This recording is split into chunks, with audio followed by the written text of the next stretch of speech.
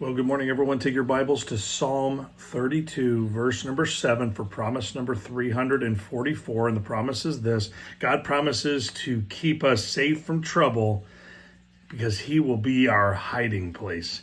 And let me read the passage to you, and then I'm just going to give you some thoughts on it. Verse number 7, it says this. It says, "Thou art my hiding place. Thou shalt preserve me from trouble. Thou shalt compass me about with songs of deliverance." And so we have this really beautiful statement from the Lord that he will take care of whatever is happening.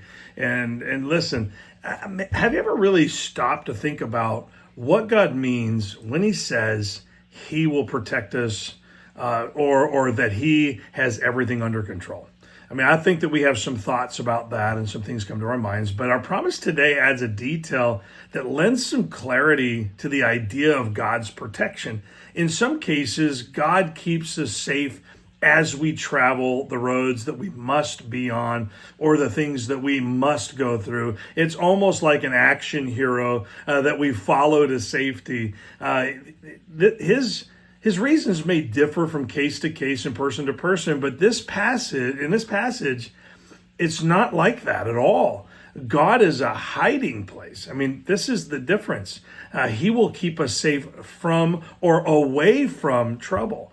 God has a way of helping us make key decisions and turns at just the right turns at the right place or the right time to avoid trouble altogether. I tell people this all the time. You need to obey every impulse of the Spirit, because the Spirit might be turning you away from danger into one of these hiding places where he'll hide us from trouble. And so listen, that's what David was experiencing in our psalm.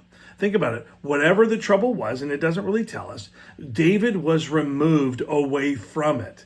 God has or I should say it this way, and as God is doing that, moving us away from trouble, we can enjoy the songs of deliverance, the delight that comes with safety.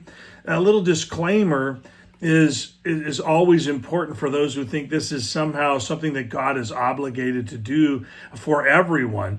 But the truth is, God's safety is for those who have God and God's plans and purposes as their number one. Listen, it's important that we get this, because I think that a lot of people just assume that God has to do things for us because otherwise he won't be God.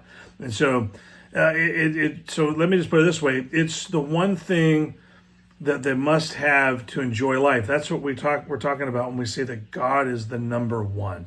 Is God the one thing that will make your life complete no matter what else has to be sacrificed?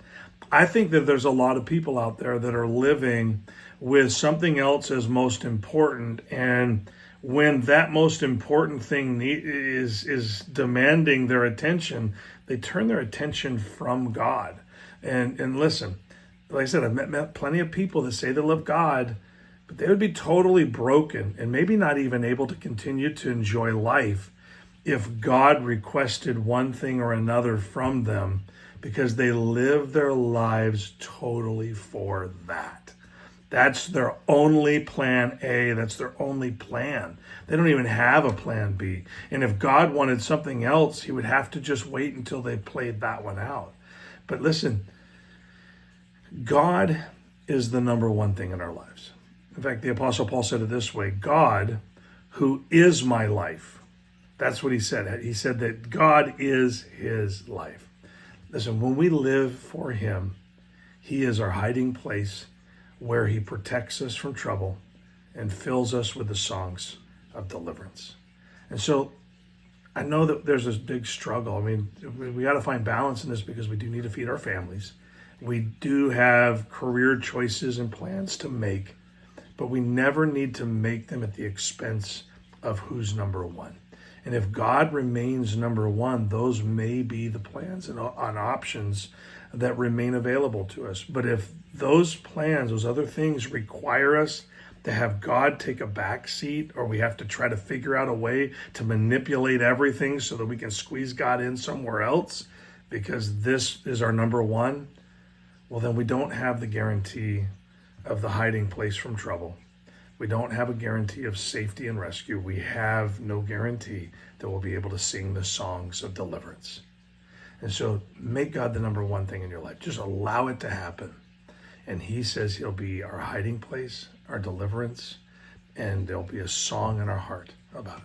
Have a great day.